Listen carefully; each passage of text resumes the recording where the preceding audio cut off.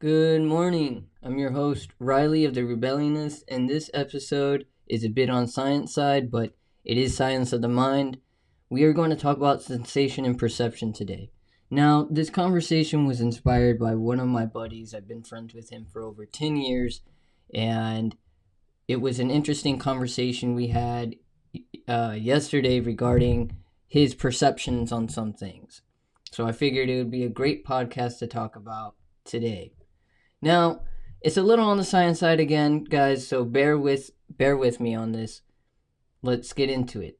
These two types of processes have a major influence on how we navigate the world today, especially in a time of social media, sensationalism, and political propaganda, the unpredictable dating atmosphere. It's just all around us today. Sensation and perceptions influence us daily.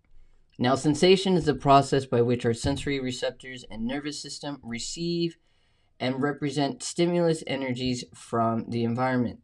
Perception is the process of organizing and interpreting sensory information, enabling us to recognize meaningful objects and events. An example would be seeing a red burner on the stove. Perception is thinking it's hot. It is fascinating. We experience what is called transduction, and this is the conversion of one form of energy into another. In sensation, the transforming of physical energy such as sights, sounds, and smells into neural impulses our brains can interpret. If you've seen The Matrix, that's when Neo asks Morpheus, "What's real?" And Morpheus says, "You mean these electrical impulses that come to our bodies, our brains?" Yeah, that's what's happening. That's your sensation.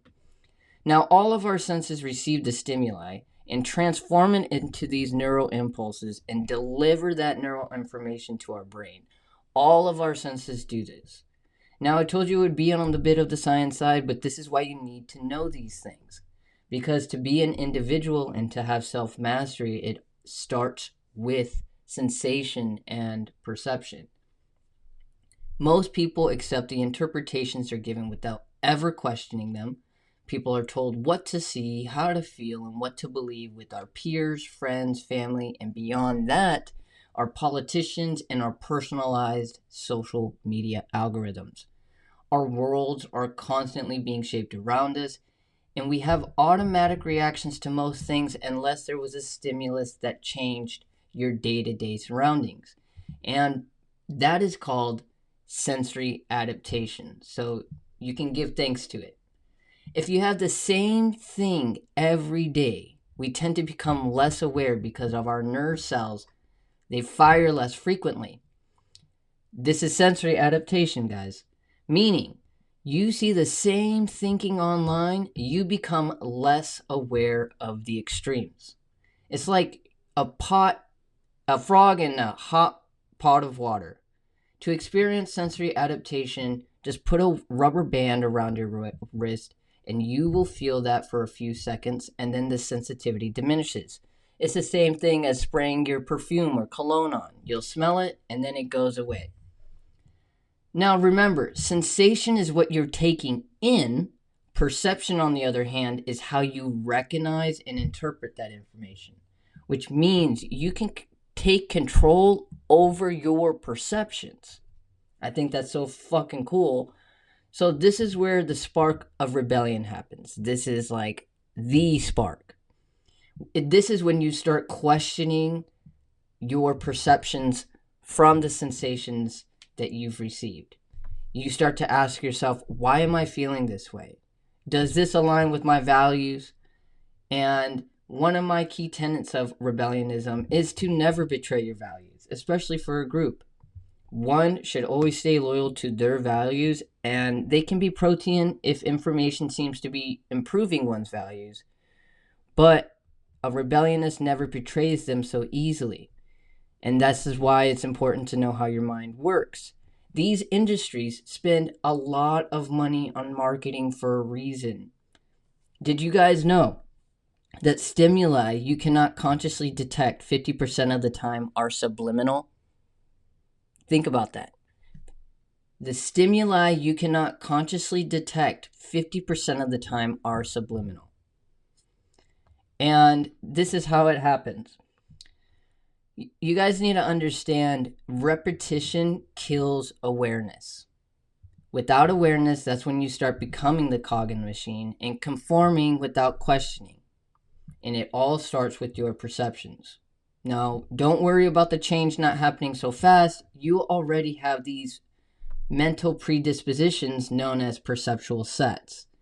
It's the tendency and assumptions that affect all our senses. And the three major ones for perception are context, motivations, and emotions.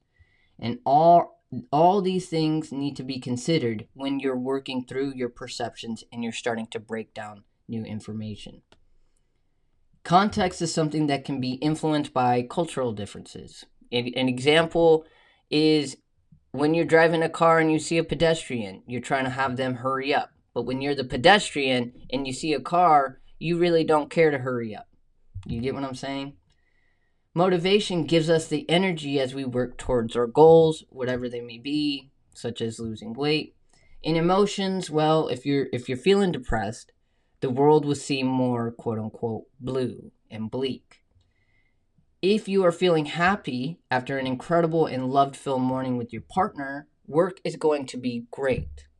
Or if you had a terrible argument before you went to work, you're going to feel like your day is going to be terrible, and that's how you're going to perceive the rest of the day and the information given to you. Now try this challenge today. The next time you see something on social media or something happen to you in person, for my buddy, if you heard something from your partner, and this goes for me too, I'll try it for today. I'm going to take a step back and I ask you to do the same, and just don't react at all to it. And then ask yourself, why am I feeling this way? Is it a conditioned response or something I truly believe my partner means with positive or negative intentions? What did I do that led up to this moment? What different perceptions and sensations that led us to this specific response or reaction? And what can I do differently? What is bothering me? You can ask yourself all these questions instead of reacting like you usually do.